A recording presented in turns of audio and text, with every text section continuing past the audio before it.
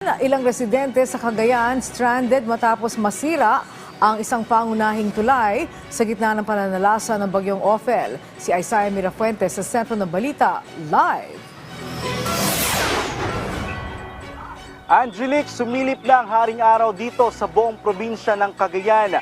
Malayo ito sa sitwasyon namin kahapon na mahigit 10 oras kaming binayo ng malalakas na hangin at ulan, epekto ng bagyong Ophel. Pagsikat ng araw ngayong Biyernes, agad na uminit ang panahon. Pero bumungad sa mga residente ang pinsalang iniwan ng bagyong Ophel. Si Alejandro, pilit na sinoong ang nagpastuhod na tubig sa Bawa River para mapuntahan ang kanyang pamangkin na nasa ospital. Bumagsak kasi ang magkabilang rampa ng tulay dito sa boundary ng bayan ng Santa Ana at Gonzaga. Yung emotions ko, hindi ko alam, hindi ko ma-explain, sir.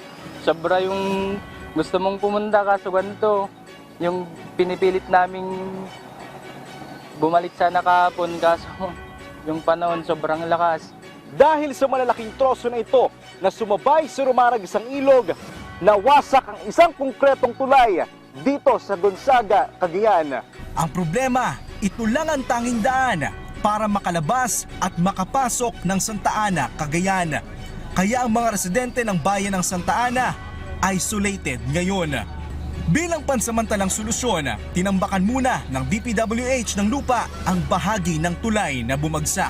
With the resources we have now, hindi po namin ito titigilan hanggang sa matapos.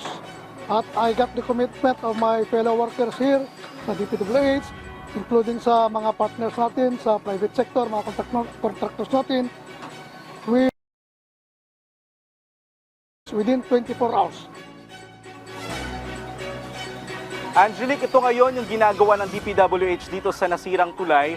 Nagdadala sila ng truck-truck na lupa para pansamantalang pantapal sa nasirang bahagi o magkabilang rampang nasirang bahagi ng tulay. At ayon nga sa DPWH, bukas kung sakaling maayos ito, susuriin nila ito kung magiging passable na ito para sa mga sasakyan. Kanina rin, sinubukan kong tawirin yung tinatawid ngayon ng mga residente ng ilog. At sobrang lalim nito, halos hanggang binti ang lalim ng tubig. At delikado pa rin dito sa mga residente dahil nga may lumulubog na mga putek.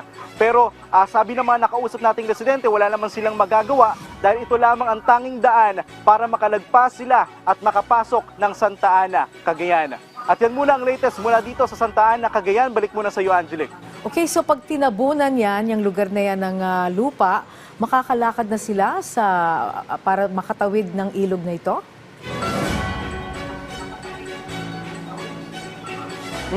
Angelique, ang sinasabi sa atin ng DPWH kanina, tatapalan daw nila ito within 24 hours. At ang priority nila, yung mga residente muna ang makakadaan. Pero susuriin nila bukas, baka sakaling pwede na rin ito, maging passable na rin ito para sa mga sasakyan. Angelique. Okay, ingat kayo dyan. Maraming salamat, Isaiah Mirafuentes.